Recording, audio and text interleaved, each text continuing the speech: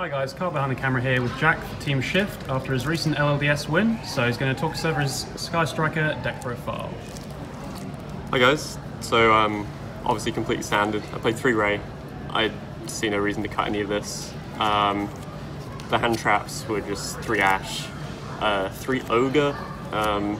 Some people are playing Impermanence like instead of or in addition to this.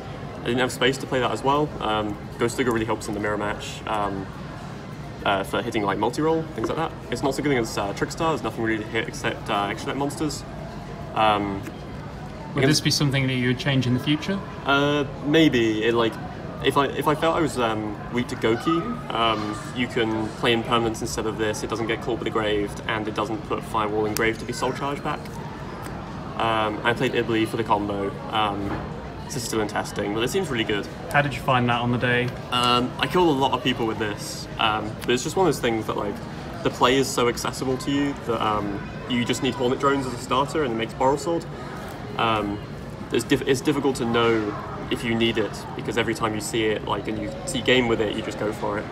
But it's so nice just being able to kill people with Pure now. You don't have to outgrind them all the time. Onto the spells now? Yeah, so obviously I played 3 Engage. There's nothing really negotiable about that. 3 Hornet Drones, you just want as many starters as possible. It gets you into your Sky Strikers. I played 3 multi-roll, which is unusual. But like at an LLDS, you have to go EXO if you want your invite. So I just wanted to play as many starters as possible. So between this and 5 field spells,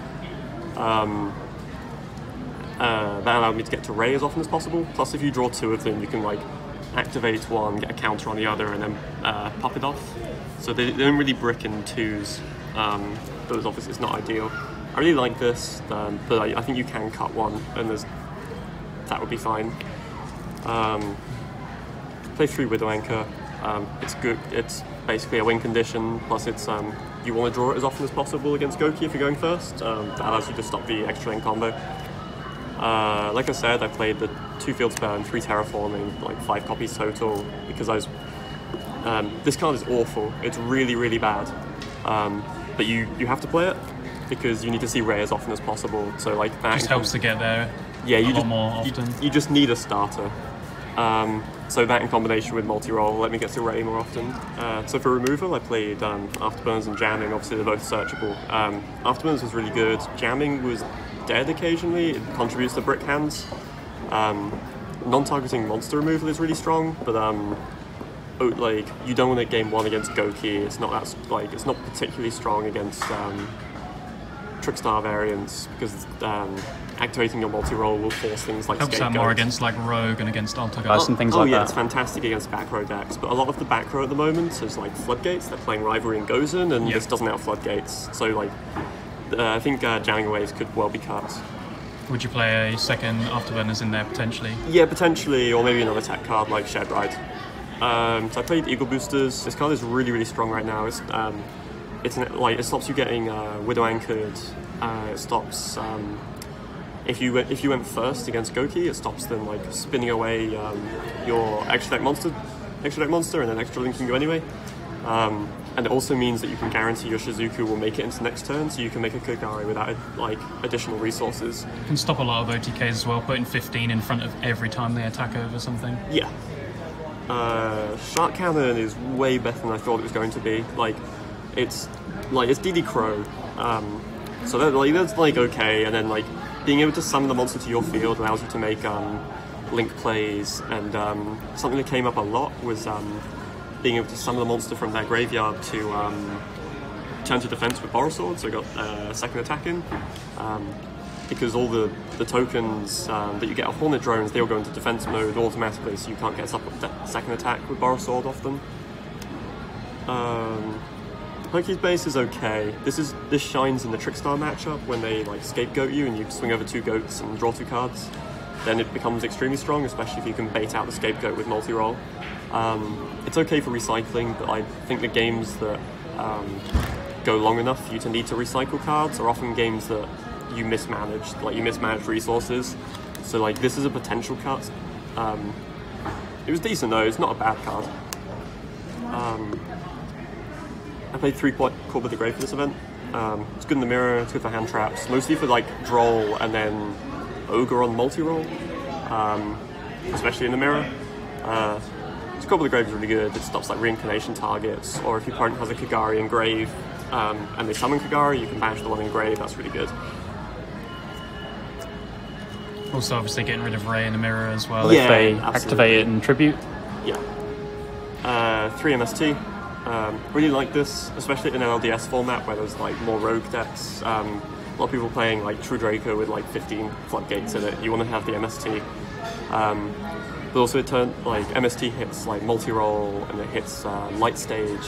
You'll notice that like a lot of the things you want to hit in this format are single cards, which is why I chose this over Twin Twisters. Like if your opponent goes Trickstar light stage, you don't want to like Twin Twister by discarding a card to hit it.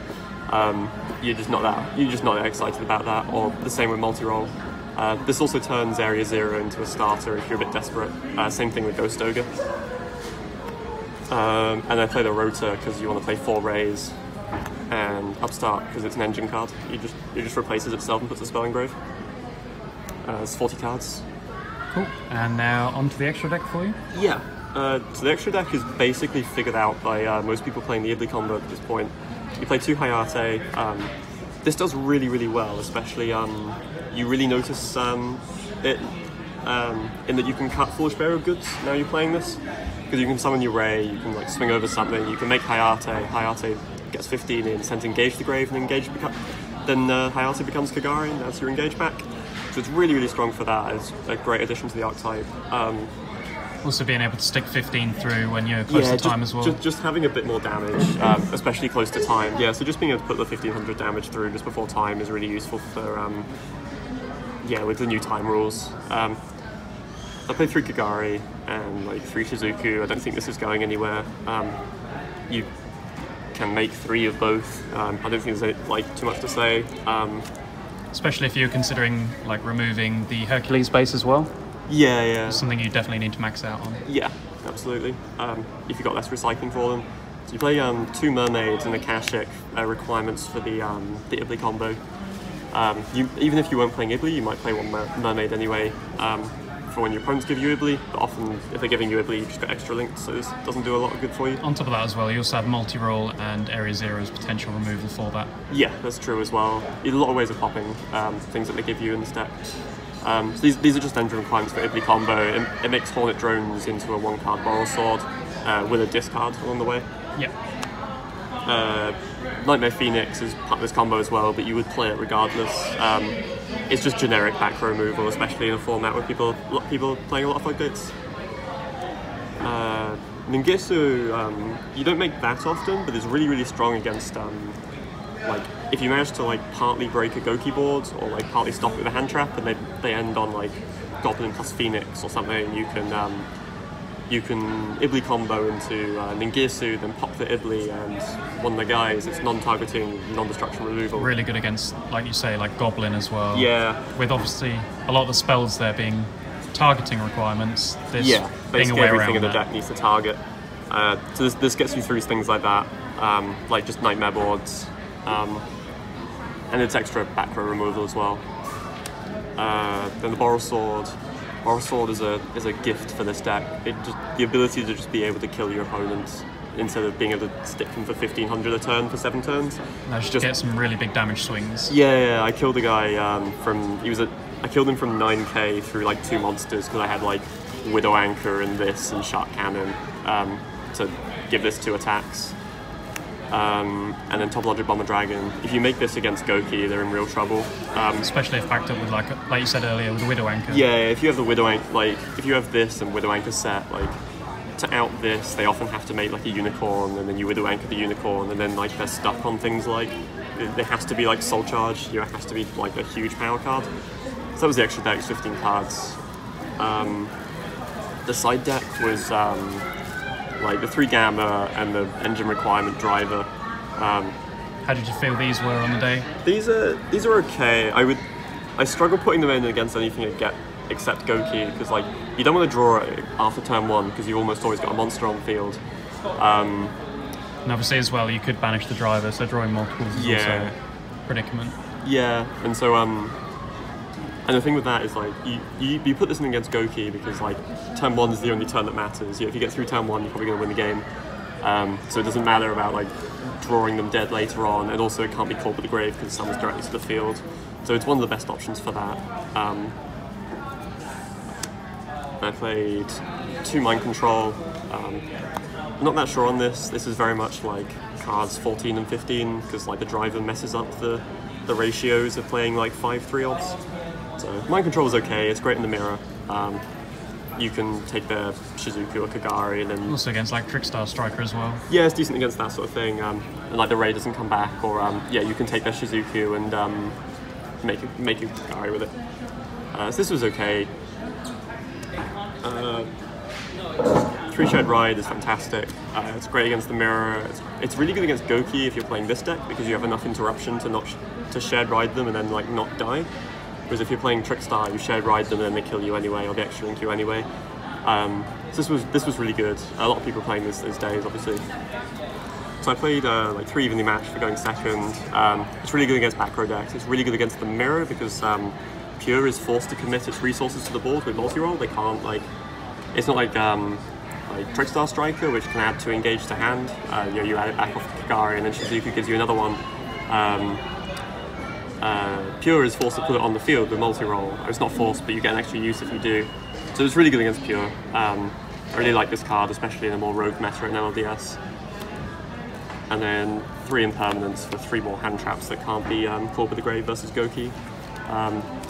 This was good overall. I didn't put it in for much other than Goki. It's decent going second against Invoked. You can hit an Alistair or something like that. I wouldn't put it in against like Pure to hit Kagari. It's just not worth it for that. No. So there was 15 cards for the side deck as well.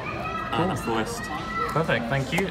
And how did the day go? What was sort of your matchups? Anything to report back on that? I played a lot of Invoked. It was like just after that stuff got reprinted, so it was tons and tons of people playing Mech Knight Invoked, Striker Invoked. Played against some Goki, some Altergeist, and like when you play against like 3 Invokes, like Mech Knight or Invoked Striker, and then Altergeist and the Goki, like the Call with the Graves were insane. They were like way better at that event than you would expect them to be at any normal event. But I was glad for it. Yeah, not a lot to say about the event other than that. It was a standard LLDS, like quite a lot of meta, several like good players there. We got through, we got our invite. Looking forward to stage 2. And any other shout outs at all before we close? Just to the team, to Carl on the camera, to Adam and Dan who were with me, to Joe who came to the event with me, and to sponsor Manaflux. Perfect, thank you. See you again, guys.